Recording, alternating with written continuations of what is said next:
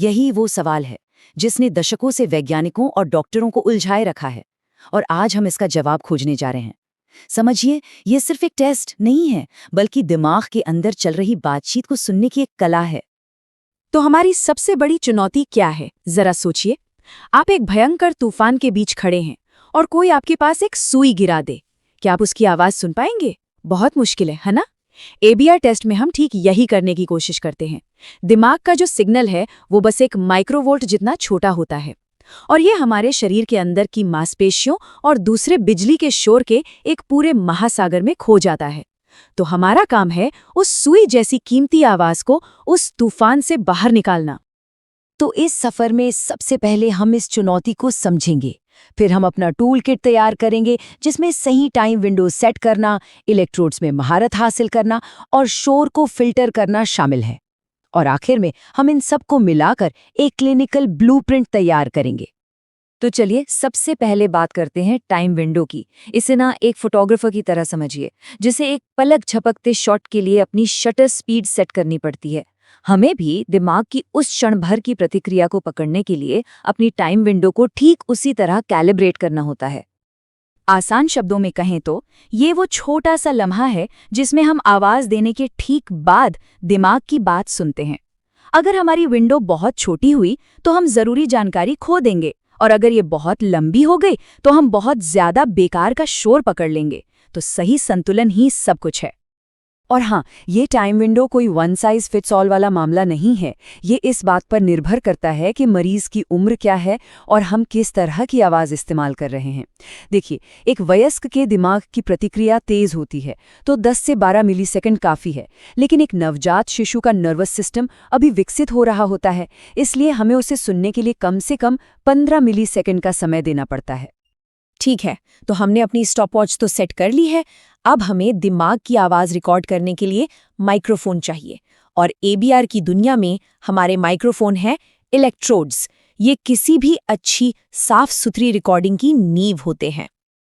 तो इस सेक्शन में हम अलग अलग तरह के इलेक्ट्रोड्स देखेंगे, उनके बीच एक मजबूत कनेक्शन बनाने का राज जानेंगे और ये सीखेंगे कि दिमाग के सिग्नल को सबसे अच्छी तरह से पकड़ने के लिए उन्हें लगाना कैसे है।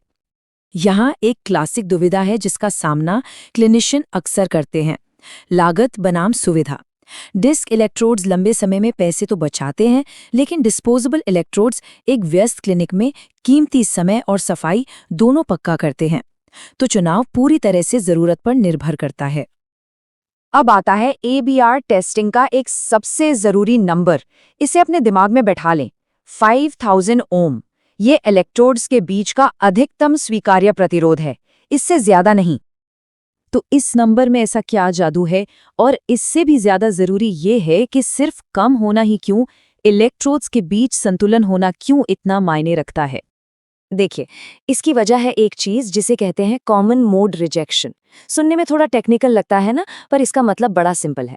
ये बस ये बताता है कि हमारा एम्पलीफायर दिमाग के बाहर से आने वाले शोर को कितनी अच्छी तरह से नजरअंदाज कर सकता है। सोचिए, जो बाहर का बिजली का शोर है वो तो दोनों इलेक्ट्रोड्स पर एक साथ पहुंचेगा। तो एक अच्छा एम्पलीफायर क्या करता है? वो इस कॉमन शोर को पहचान कर उसे हटा देता है और सिर्फ दिमाग के असली सिग्नल पर फोकस करता है। और कम और बैलेंस्ड इम्पीडेंस बस यही पक्का करता है कि हमारा एम्पलीफायर अपना काम ठीक से कर पाए। और ये सिर्फ कोई किताबी बात नहीं है। इप्सिलैटरल यानी उसी तरफ की और कॉन्ट्रालैटरल यानी दूसरी तरफ की रिकॉर्डिंग के बीच का फर्क हमें बहुत कुछ बताता है। जैसे कॉन्ट्रालैटरल रिकॉर्डिंग में वेव आई का ना होना या 4/5 कॉम्प्लेक्स का ज्यादा अलग दिखना, ये सब हमें ये पता लगाने में मदद करता है कि सुनने के रास्ते में गड़बड़ आखिर है कहाँ। और यहाँ एक बहुत मजेदार ट्रिक भी है। गणित की थोड़ी सी शक्ति का इस्तेमाल करके जब हम इप्सिलैटरल वेवफॉर्म से कॉन्ट्रालैटरल को घटाते हैं तो हमें एक नया वेवफॉर्म मिलता है। ये तकनीक हमें वेव आई को और भी साफ साफ देखने में मदद करती है, जो कभी कभी बाकी शोर में छिपी होती है। चलिए अब फिल्टरिंग पर आते हैं। कल्पना कीजिए कि आपके एबीआर सिग्नल के लिए एक वीआईपी पार्टी चल रही है और फिल्टर्स दरवाजे पर खड़े बाउंसर हैं। उनके पास एक बहुत खास गेस्ट लिस्ट है और वो सिर्फ जरूरी सिग्नल मेहमानों को अंदर आने देते हैं और बाकी के शोर वाले बिन बुलाए मेहमानों को बाहर का रास्ता दिखा देते हैं। तो हाई पास फिल्टर मरीज के जबड़ा भींचने जैसी धीमी गति की हरकतों से पैदा होने वाले शोर से छुटकारा दिलाता है, और वहीं लो पास फिल्टर कमरे की लाइटों या दूसरे इलेक्ट्रॉनिक उपकरणों से आने वाली तेज भिनभिनाहट को हटा देता है। ये दोनों मिलकर हमारे कीमती सिग्नल को एकदम साफ कर देते हैं। ठीक है, हमारा सिग्नल पार्टी में आ चुका है और अब फालतू का शोर बाहर है। लेकिन अब समय है कुछ आखिरी फेरबदल का, जो एक बेहतरीन वेव फॉर्म बनाने के लिए बेहद जरूरी है। स्वीप्स को ऐसे समझिए जैसे हम कई धुंधली तस्वीरें खींचकर उन्हें एक सुपर क्लियर तस्वीर बनाने के लिए मिला रहे हैं। एम्प्लीफिकेशन हमारे नन्हे से सिग्नल को एक ताकतवर लाउडस्पीकर देने जैसा है, और आर्टिफैक्ट रिजेक्शन हमारा ऑटोमेटिक डिलीट बटन है जो किसी भी खराब शोर वाली रिकॉर्डिंग को तुरंत हटा देता है। सरल शब्दों में कहें तो स्वीप्स का कोई एक जादुई नंबर नहीं है। आप तब तक रिकॉर्डिंग का औसत निकालते रहते हैं जब तक कि वेव फॉर्म शोर से बाहर निकलकर इतना साफ न हो जाए कि आप पूरे आत्मविश्वास से कह सकें, हाँ, ये एक असली प्रतिक्रिया है। 1,00,000 गुना। इस नंबर के बारे में सोचिए जरा। ये एक फुसफुसाहट को रॉक कॉन्सर्ट के वॉल्यूम तक बढ़ाने जैसा है। दिमाग की शुरुआती प्रतिक्रिया सच में इतनी छोटी होती है। और अब हम आ गए हैं अंतिम चरण पर।